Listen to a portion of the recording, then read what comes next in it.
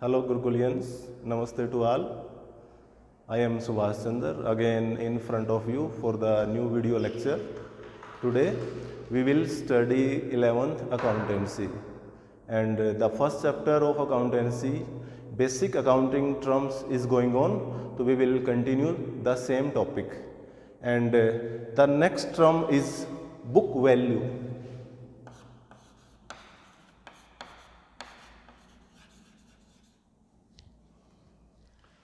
Book value means when a particular item is recorded in the books, the value at which it is recorded in the books is called as book value. For example, a particular asset is purchased, like machinery is purchased for rupees 1 lakh. So at first year we will record it at 1 lakh, that will be book value. Market value is also 1 lakh. But in next year, its value will decrease due to wear and tear. So in next year, when its value will be decreased by 10%, so it will reduce by 10,000. So next year, the value of such machinery will be 90,000. So we will record such machinery at 90,000 in the books. So that will be the book value. While the cost of acquisition is rupees 1 lakh and book value is rupees 90,000. So book value is that value which is recorded in the books of accounts for a particular item. Next term is invoice.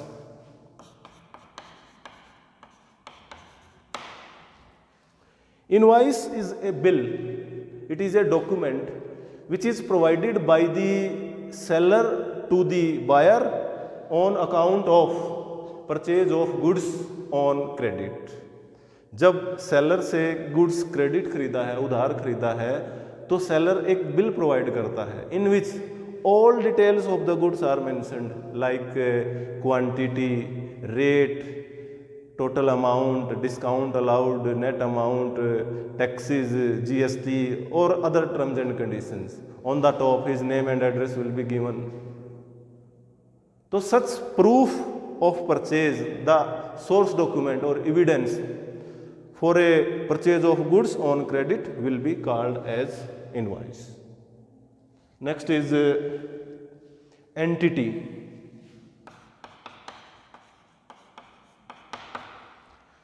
Entity is an economic unit which performs its activity independently or which does economic activities like a firm, a company like Tata Motors, Reliance Industries Limited. So it is the entity. When we talk about a company, Reliance Industries, Tata Motors, so it is an independent unit which works separately, which do economic activities. That is the meaning of entity. And next is turnover.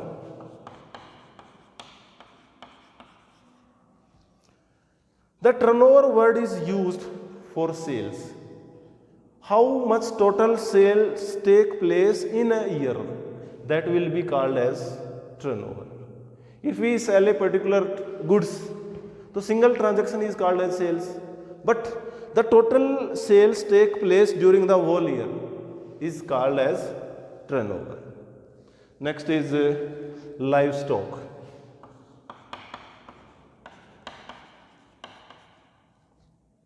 In business, sometimes we use animals to carry the goods from one place to another. It may include bull, horses or camel, other animals. So such animals used in business to carry goods from one place to another is called as livestock. If we are having such animals, camel, bull or horse for the purpose of business, so we will record in the books as livestock. Next term is investment.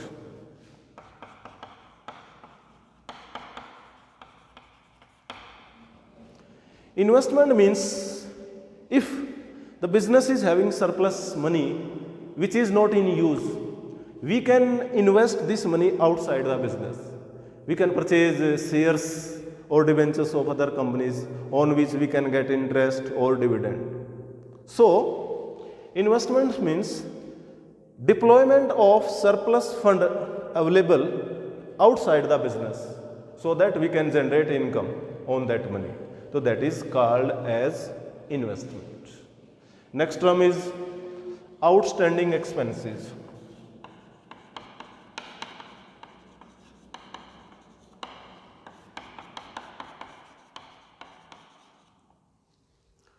Outstanding expenses are those expenses which becomes due for the year but payment is yet to be made. ऐसे expense जो साल खत्म होने पर भी जिनकी payment नहीं करी है, these expenses are still to be paid are termed as outstanding expenses. Expenses which are paid for the current year, that is not outstanding expenses. It means when our financial year is over, so on last day of the year, like on 31st March, we see that there are some expenses relating to this year but still to be paid. So such expenses are called as outstanding expenses. Next term is prepaid expenses.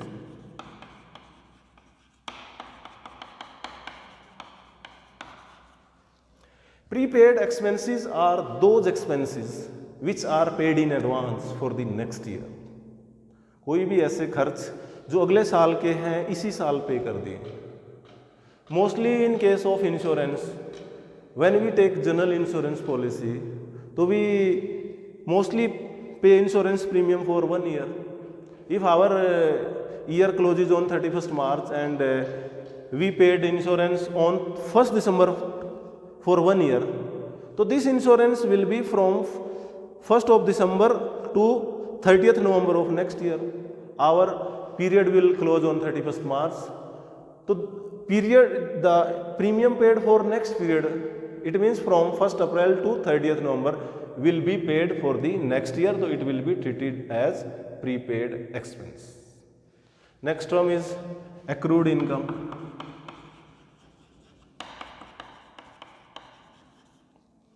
Accrued income refers to that income which is earned but not received. वो income जो हमने earn कर ली है, receive नहीं हुई है, वो income accrued income है. For example, a part of building is given on rent and the tenant has not make payment of rent, period is over.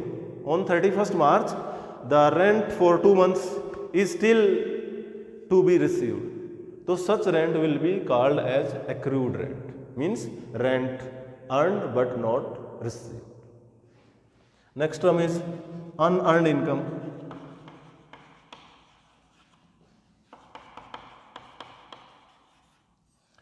Unearned income is that income which is received but not earned. Income जो receive कर ली है, earn नहीं है, earn नहीं की है, कमाई नहीं है.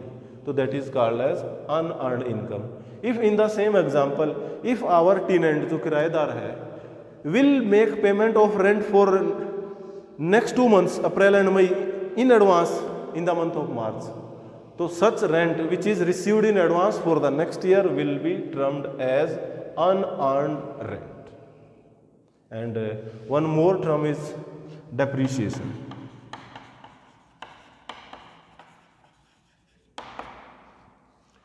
We uses different fixed assets in business like furniture, machinery, plant.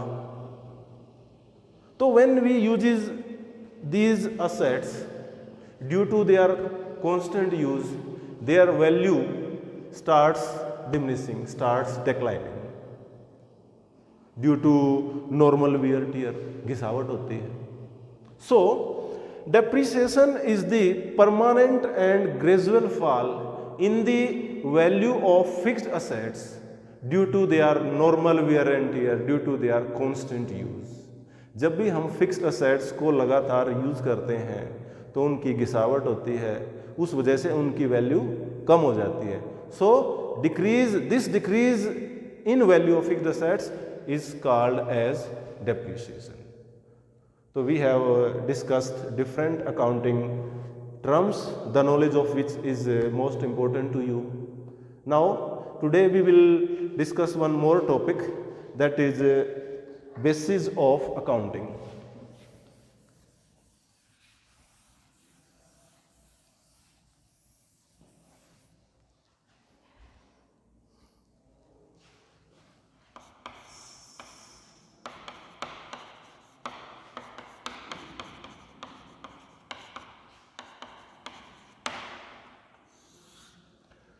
Every businessman running his business to earn profits. So he want to know how much profit he earned or how much loss he incurred during a particular period.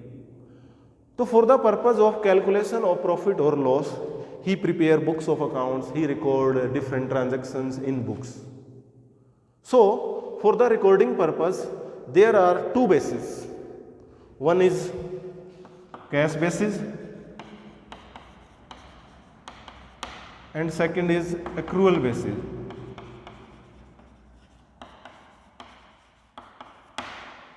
So first is cash basis.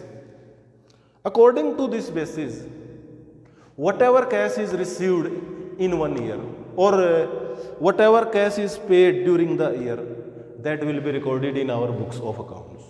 It means we record only cash transactions. जो लेन then नकद के हैं, cash transactions will be recorded in books. Credit transactions will not be recorded.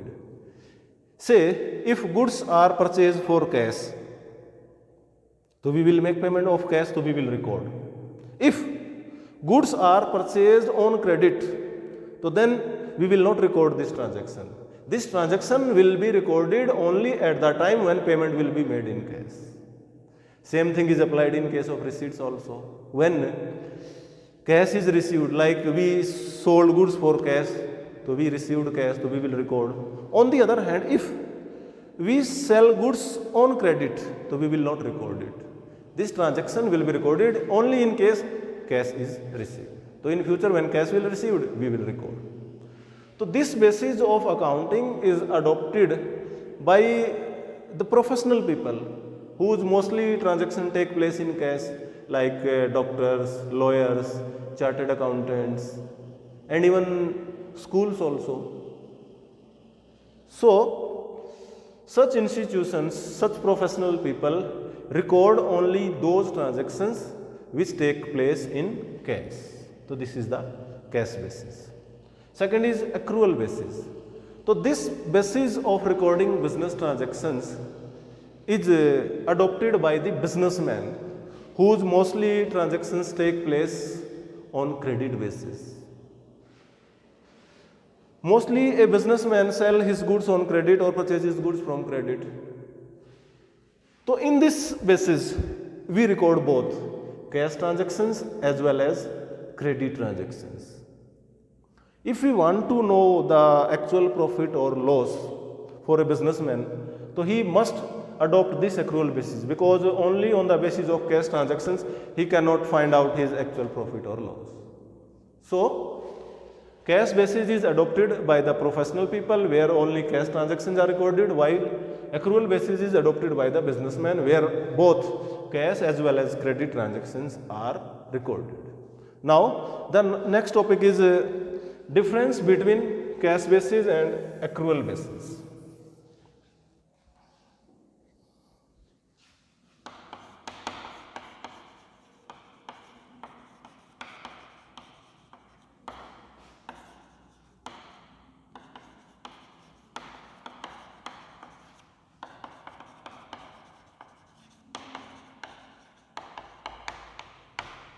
Difference between cash basis and accrual basis.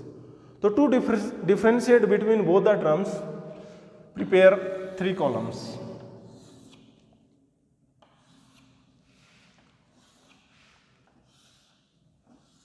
In first column, write basis of difference.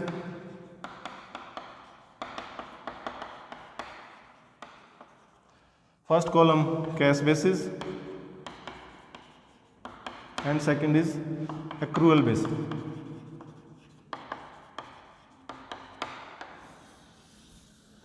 So we will differentiate the difference between both the terms on the basis of some points. So first point is recording. Number 1 right here, recording. So in cash basis, we record only cash transactions. Cash credit transactions are not recorded. In accrual basis, we record both transactions, cash as well as credit. Second point is legal position.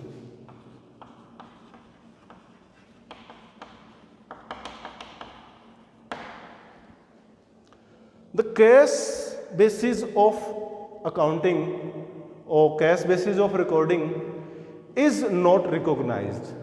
As per the judgments of the courts, for a businessman, cash basis is not recognized, while accrual basis is recognized.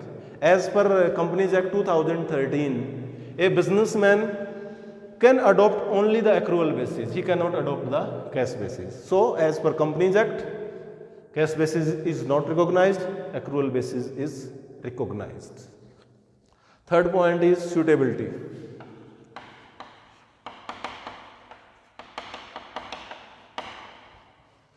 So cash basis is suitable only for the professional people like doctors, lawyers, chartered accountants, while accrual basis is suitable for the businessman. Next is ascertainment of profit or loss, या calculation of profit loss. So according to cash basis, we cannot ascertain the actual profit or loss because only cash transactions are recorded, credit transactions are not recorded in this basis. While in accrual basis, we can ascertain the actual profit or loss because in this basis, all types of transactions are recorded. And fifth, technical knowledge.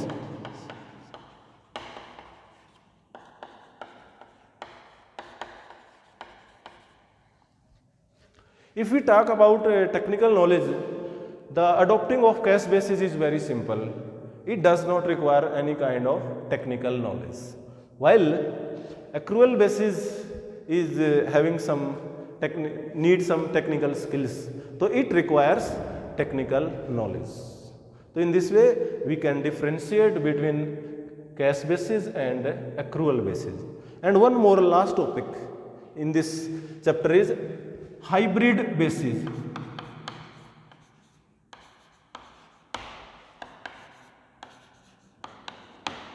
Hybrid basis of accounting.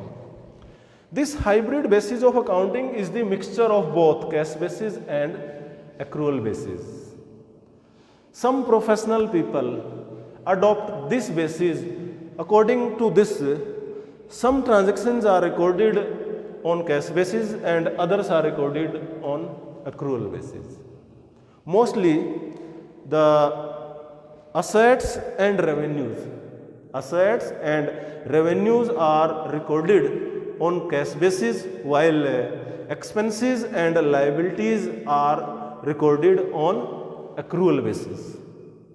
So this is the mixture of both cash and accrual basis, and this hybrid basis of accounting is also recognized by the various judges.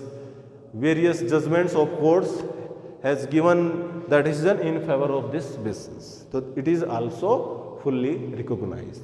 So that's all about today. Goodbye. Thank you. Have a nice day.